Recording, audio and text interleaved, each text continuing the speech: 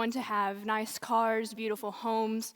We even strive for our social media pages to be cohesive and well-kept. The same is true in the world of fitness. We want to visually see something happen and let us know that all of our time and effort is well worth it. As a personal trainer, I work with about 20 clients one-on-one every single week.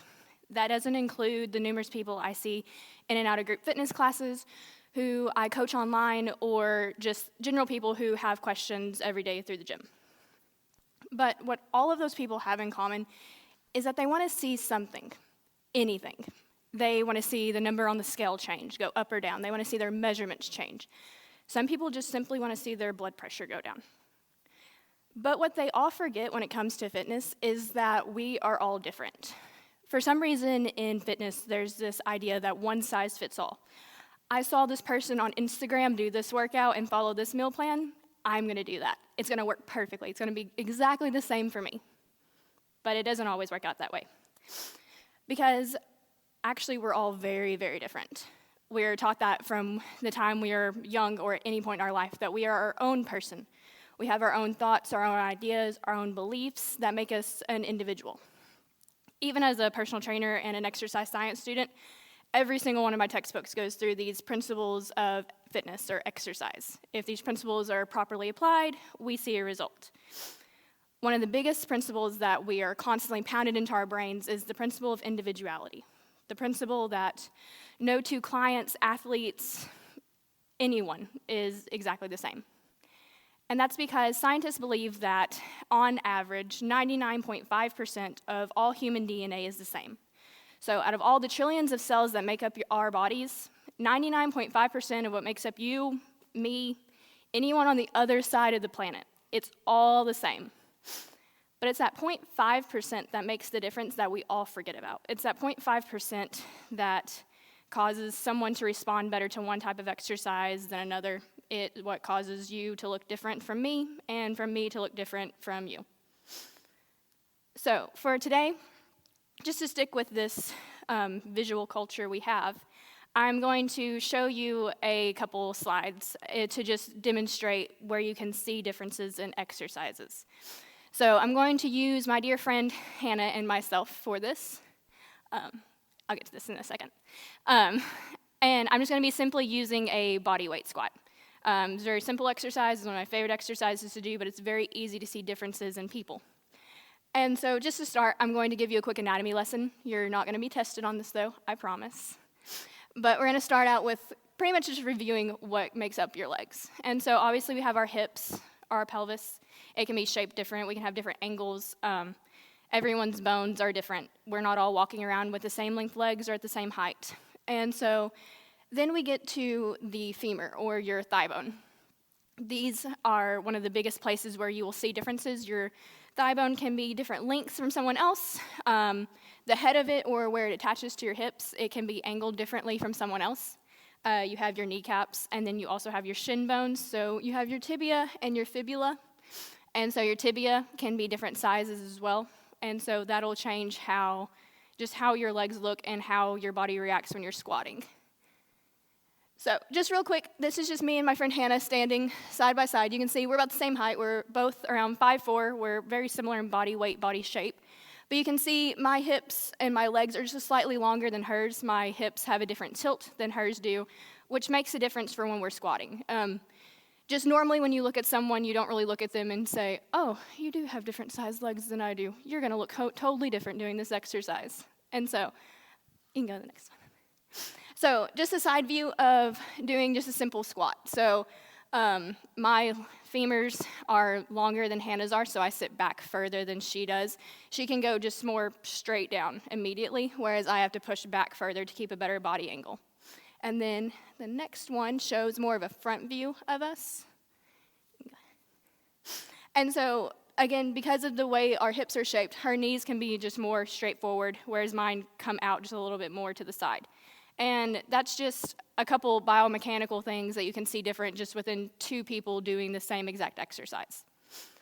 And you can also see just our musculature is different as well. So we're shaped different even though we look similar. Everyone has these muscle fibers that make up all of our muscles. Some people have more than someone else, and it kind of dictates what exercises you might be better at. And so to actually know the exact way your muscles are made up is really extensive. It takes a lot of time and effort working with doctors, taking samples of your muscles to find out exactly. But trainers and coaches with very much experience can kind of look at someone and get an idea of what you're more inclined towards. So there are 3 muscle fiber types. There's one called type 1. Hannah is more of a type 1 muscle fiber type of person. She has the other 2, but mainly she has type 1. Those are your endurance type muscles. They can work for really long periods of time and have no problem. She is a distance runner. Her and her husband will go run 7 miles in one night just as a casual, like, after work event. She can run for hours and it doesn't have much effect. Or someone can do a lot of reps all at once and they're not quite as affected. On the other end of the spectrum, you have a type 2X muscle fiber. People have more of these are like your sprinters or your really big weightlifters. These people produce a lot of power all at once, but it's very short. They're done within like 10 seconds, and then that's it for about another 5 minutes. And so then you have people who are more like myself. You have a type 2A muscle fiber. It's kind of in the middle. You're not super great at lifting a whole lot of weight all at once or sprinting, but you also can't work for like 2 hours at a time and feel fantastic. And so it's kind of that in-between ground. And so like I said, it takes a lot of time and effort to just figure out where you are. And that's one of the big things too, figuring out where you are and where you're starting. A lot of times with fitness, everyone has the end goal that they want to get to, but they don't think about where they're starting. And that's where we have to always be comfortable as well. I hate to admit it at times, but that's still where I struggle too. Even after 6 years of being in the fitness industry, having a very regular exercise routine, I still constantly find myself struggling to understand where I'm starting and being okay with that starting point. Because every day is a new starting point for me. Every day my coaches, or even myself, give a new plan for the day. I have a new workout I have to do, a new exercise that I'm doing.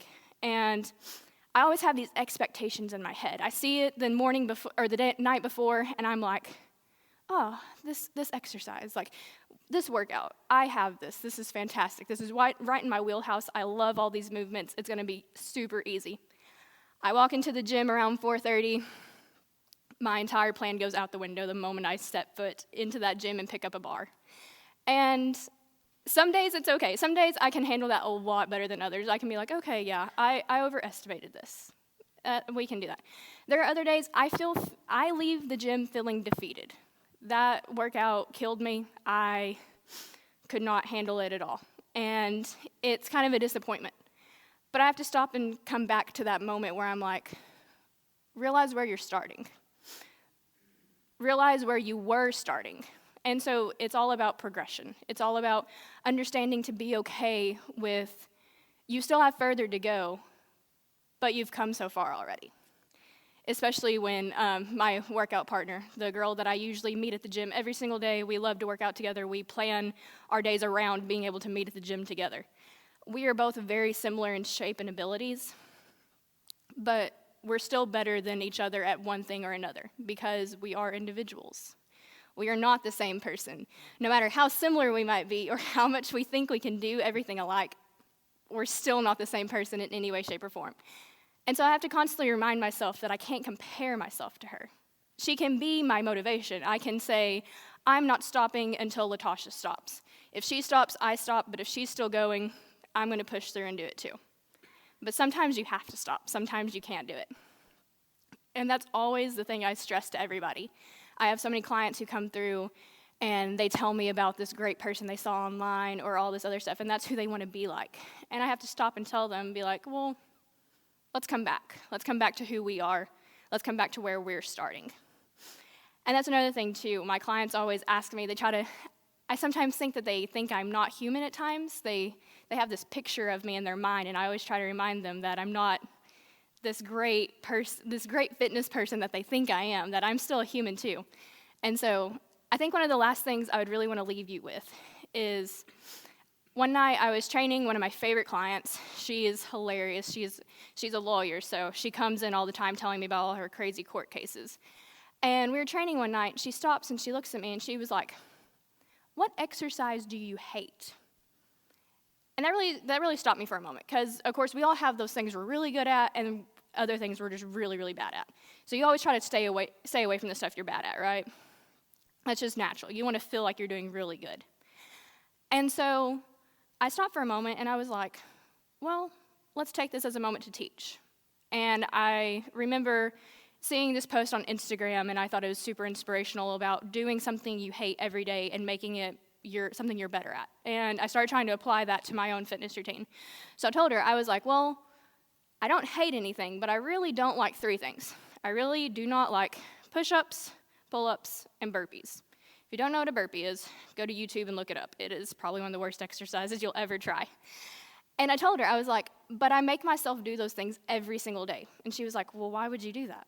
Why would you do something you hate? And I was like, well, because if I do something that I hate every single day, or if I hate something, it's probably because I'm bad at it. So if I do it every single day and I make myself really good at it, I'm going to like it a lot more. And so that's what you should always do. Take your fitness and your exercise as a moment to really learn about your body and yourself. Learn what you're really good at, but also learn what you're bad at.